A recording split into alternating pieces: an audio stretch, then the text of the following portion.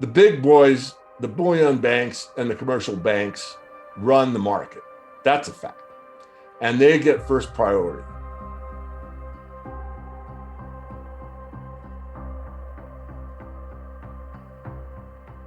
First of all, what are the facts? Well, you laid them out. I mean, I've been probably through more mints than anybody that's not in the minting business, right? Because I cover the whole gamut. I've been in private mints, I've been in government mints, and I know the process very well. As far as the bar situation is, the facts are very clear of what's happened during this recent surge in silver demand. And one is that the SLV and the SIVR have changed their prospectus. And the prospectus, if you read the SLV, and I highlighted some of it in the latest mortgage report, and the highlights are basically they have no liability. JP Morgan as the custodian is the custodian. Their responsibility is that they can have a sub-custodian and a authorized participant, and they can take the silver in and out and this and that, and they can account for the bars, but they can't guarantee the quality of the bars.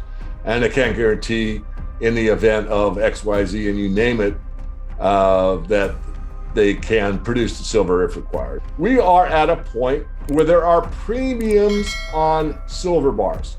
What does that mean? I want to be very specific. The silver market revolves around 1,000 ounce commercial bars. There's maybe one or two 1,000 ounce bars, meaning they're rough pours, roughly 1,000 ounces. They're stamped and hallmarked. The stamp shows in metal, pounded in, what the exact weight is. So it could be like 997.2 troy ounces, 999 fine, coming from the Perth Mint.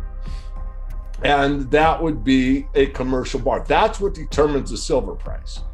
That doesn't determine the silver kangaroo price or a 100 ounce bar price. Now it revolves off of that, and there's a premium to produce a 100 ounce bar, which is, roughly a commercial bar produces 10 of those. The point I'm making is that when you have the bare bones essence of the market calling for a premium, there's a reason for that. Now, we could bat back and forth several ideas of what the reason is. I'm interested in that, but I don't really want to discuss it. I want to stick to the fact.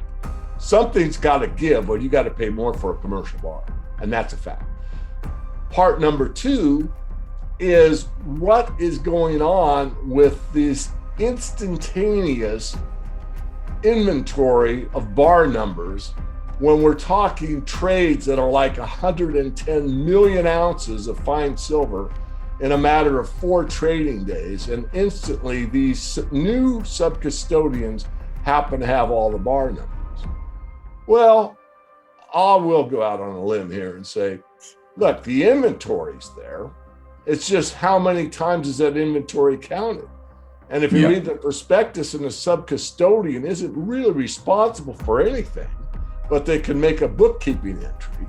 And I'm not saying they're doing this. I'm making a conjecture here, but I'm suggesting it's possible that they're making a bookkeeping entry to keep the books square so that when the audit is done, they can play, let's say, the 3-card Monty and lift up the hat, and there's the P, and put the hat down and move the P to the other hat and open up that hat, and the P's still over there.